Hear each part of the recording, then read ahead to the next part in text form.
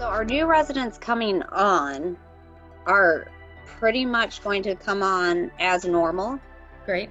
So they start on Monday, and they have their ACLS training Monday and Tuesday. They take boards on Wednesday.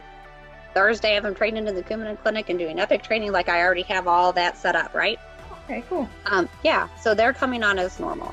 What I'm worried about is not so much July. I'm worried about September and October, because I think that the fall is going to be bad. Then I'm thinking we're sending all these kids back to school, and what happens when we all start getting sick again, because it's fall, and that's what happens in the fall.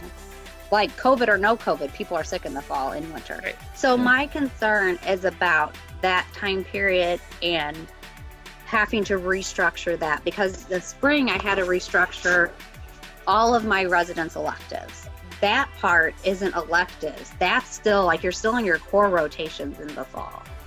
So I'm a little bit concerned about that, and I'll figure it out when it comes. But in terms of our residents, so we're lucky that our PGY2 was our PGY1 last year. And so she's kind of just sailing through because she knows everyone. She knows, so it's a little easier for her because she knows all the preceptors and the hospital really well. And so our units are right now a mixture of whether we're rounding in person or by Zoom. So it differs by team. And so I think that all the preceptors, the plan moving forward is to try, because we're all also doing a little bit of work from home, a little bit on site, trying to stagger ourselves. So it's kind of a little bit chaotic. I think I'm trying to obviously do our best to, stick with virtual and do social distancing and things, but there is a little bit to be said about having in-person time. So trying to set aside a little bit of time on the rotation to like get a conference room and sit across the room from each other and just be face-to-face and talk through patients and topics, because it's always nice to be able to see, to be in the same room with somebody and get a good feel for if they're understanding or not, especially for our PGY1 who's new. Yeah. So she's still in orientation right now, which is all on site, obviously, as she's training all the systems. But I think we're just going to work through it rotation by rotation and try to do our best to combine a virtual and in-person with socially distanced plan moving forward. So we're trying to come up with creative ways, because we used to like take the resident out to lunch, like a couple of us at a time to get to know them, which we can't do this year. And so we're trying to brainstorm creative ways for her to actually get to meet all the preceptors in person at the beginning of the year, just to like put a face to a name where they work, and they get to pick a mentor, and they don't really do that until they meet everyone. So we're actually working through that now, and the resident is really, really wanting to hopefully meet everyone in person if they can, like just one-on-one or two-on-one or something like that as people are on site. So we're trying to work through that to help, because it's, we're such a close group, and it's really hard because a lot of us haven't seen each other in a really long time. We're definitely using Teams and Zoom and lots of platforms, and it's really helpful to keep a lot of our work up, but it does take away from it a little bit. But I think we're trying to balance, being safe, but also trying to make sure we give the best learning experience as we can. Well, it's not that difficult. As a healthcare provider, we need to be proactive. And so let's say we just got new class of residents starting a week ago, is that, I'll go over the hospital policy, what is necessary to protect yourself, hand washing, PPEs.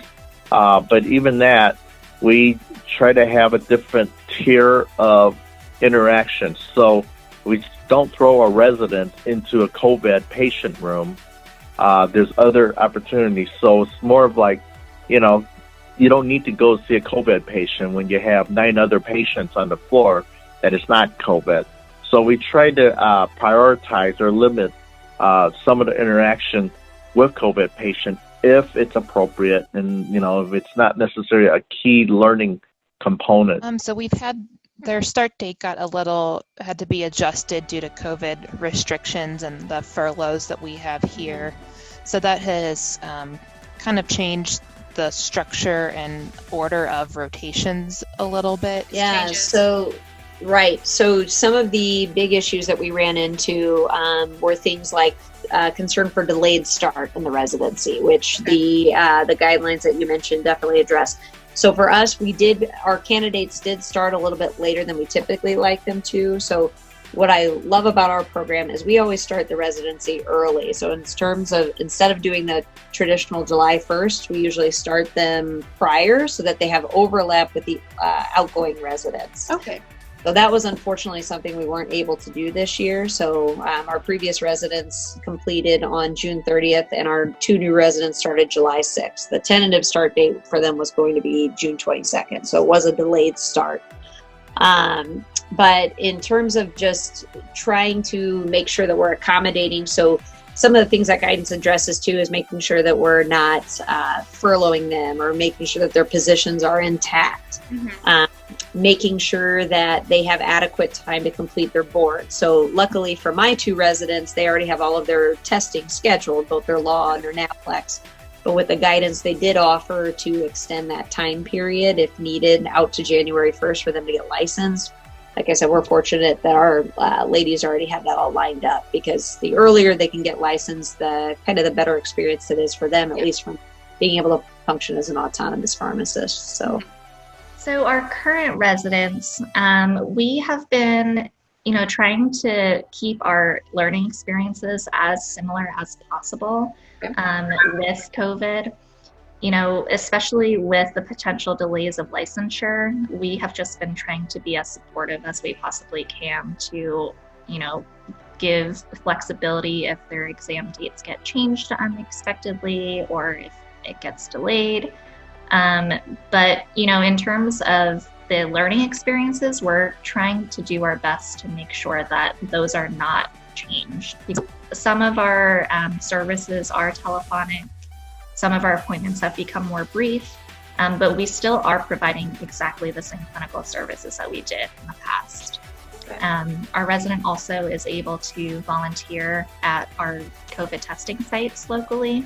And so that's an additional learning experience that we didn't have in the past, where we have, entire teams just dedicated to point of care testing.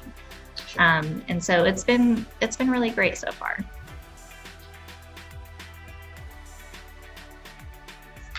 I'm also concerned about how recruitment's going to go. So used to the residency showcase format, and I don't know that that's going to happen. Exactly. I did not participate in that because my philosophy was I go to mid-year, I already get 40 applications, and I only can interview 16. Okay. So I didn't really feel like I needed to put myself out there to get even more applications. Now I kind of wish I would have participated in it just to have had the experience, because I will not be shocked if it's virtual. And then I also will not be shocked if a lot of our interviews are like this. And I don't love that. So. Yeah, well, I don't know yet about the application cycle because that's not going to be until December. I'm assuming that mid-year is not going to happen in person. So I assume some type of Zoom interviewing. It's easier for PGY2s because you would do PPS anyway, which is like kind of a mini interview. What's really hard is usually the PGY1s you have a showcase for. So I don't know if we'll do some kind of alternative Zoom interviews for some of those candidates. That's too far out for me to know for sure. And then obviously whether or not we have to do virtual interviews. It's becoming more of a challenge. And part of it is finding quality individuals. I think with the explosion of all the different College of Pharmacy, new schools, and increased class size, and also students are strongly encouraged to do residency, that has diluted the pool. And now the onus is on the residency program to do the best they can to pull the, what I call the diamond in the rough. And so that has become very challenging and more time consuming to really know or be able to a skill that you need to pull from all the applicants and to get the highest quality of individual to your program. Now that's not to say that they won't come to you, because it works both ways in the match. You could get the 10 best candidate, but how do we sell a program to them could be the second step. And then also I am expecting that all of the national meetings that we usually attend, like ASHP mid-year, some of our ID specific meetings, I am betting those will all be virtual. So kind of figuring out how to attend a virtual meeting will also be a big challenge, as well as not attending meetings does not allow the resident many opportunities to do networking and things like that. So potentially that may impact the job search or PGY2 search down the road as well. Yes, we are definitely continuing to plan to keep our current position load. Obviously, there's a lot since this where we're at in the time frame of year. Our new fiscal year just started, so all the budgeting and things like that happens later in the year. But in terms of our plans for the upcoming year, we are planning on maintaining our current position numbers, which are 2 traditional PGY1 residents, and our current one PGY1 traditional and one that's the combined 24-month program, which is a brand new program for us this year. Okay. So Van would transition to the PGY2 in informatics, and we'd have a new PGY1 and a new PGY1/2 that we'd be recruiting for next year. So in terms of recruitment, we are in the process of discussing some new opportunities of reaching out, whether it's hosting, our virtual meet and greet type of sessions where we kind of have an open call to any local pharmacy students who might be interested in tuning in to talk to the residency team.